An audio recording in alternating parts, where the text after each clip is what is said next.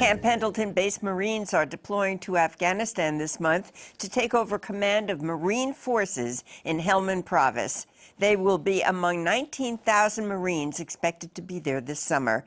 Tony Perry is San Diego bureau chief of the Los Angeles Times. He spent the last 6 weeks embedded with Pendleton-based Marines in Helmand Province and joins us now to give the latest on the offensive led by coalition forces and Afghan soldiers in the region. Welcome home, Tony. It's good to see you. It's awfully good to be home. I bet it is. What is this mission of the troops in Marja in the Helmand Province? Marja was a sanctuary for the Taliban. When the Marines from Pendleton went in last July to smaller communities and pushed them out, they fled to Marja, a community of about 85,000. And it had been a no-go zone for all of these months until the Marines and the Afghan army stormed Marja on the night of the 12th and engaged in pretty severe fighting for several days, pushed them out, and now a civil government, a government that is connected to the Afghan government in Kabul, will set itself up in Marja. What, in your estimation, what's the biggest threat facing U.S. and Afghan forces in Afghanistan right now? Well, it's the improvised explosive device. It's the roadside bomb. It's the killer.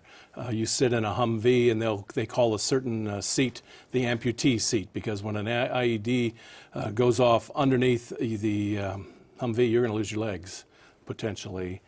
So that's a threat. Although during Marja, a lot of small arms fire, some sniper fire, and the Taliban, say it like it is, fought very tenaciously. They didn't stand a chance long run against the Marines. On the third day of the battle, there were 36 sustained firefights between Marines and Afghan soldiers and the Taliban. 36 in a community about the size of Encinitas, where I live. Imagine that, what that was like. It was pretty intense. You talk about the Afghan soldiers, but what about the Afghan people? What's the interaction between the Afghan people and coalition forces? Well, in Marja, they're a grumpy bunch. They've seen it before. They've had promises that will protect you from the Taliban and seen those promises fade away.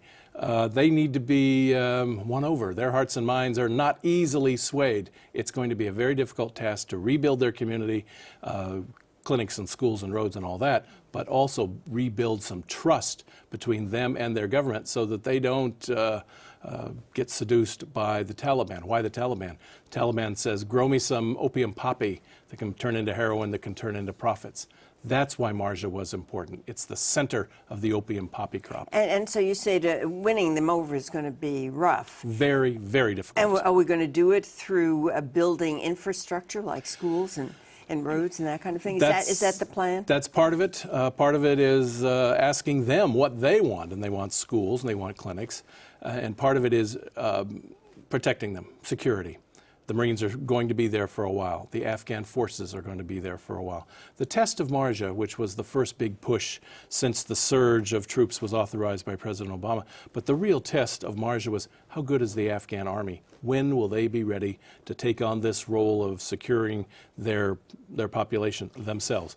Answer: they're getting better. It's going to be a long while before they're ready to stand on their own 2 feet. Well, we at KPBS have been keeping up with your reports from Afghanistan, and you reported on a female engagement team. Who are they? What are they doing? Well, the Marines, in this case, the Marines from Camp Pendleton, men and women, and they are trying a very difficult cultural task. They're trying to outreach to women, that unseen half of the Afghan population. I was there for 7 weeks. I probably didn't see a half a dozen Afghan women without the burqa on. But the Marine, women and men, are trying to outreach to them. What's on their minds? What can we do to help you? Child maternal health, for example, that kind of thing. Sewing, small things. What about the widows? What can we do for them? It's very difficult. You have to work through the men, and a lot of the men are not ready to have their women contacted by these foreigners, these foreign women wearing uniforms and carrying M16s. Yeah, that's kind of a rough cultural gap to cross, I would think. Very rough cultural gap, but there are physical needs. They tend to have serial babies, one after another, which tends to mean low-weight babies, which is all sorts of health problems. Then you get sickly babies, and you get tired-out mothers. there is a health aspect to this, that the female engagement team, particularly in a place called Nowzad, where I was from Camp Pendleton, it's a thing that they're trying to interact with. It's not going to be easy. Well, you have, I assume, seen some signs of success in the towns that you visited. Absolutely. Schools are reopening. Schools for girls are reopening. Can you imagine that? This is a red flag to the Taliban. They don't like girls going to school.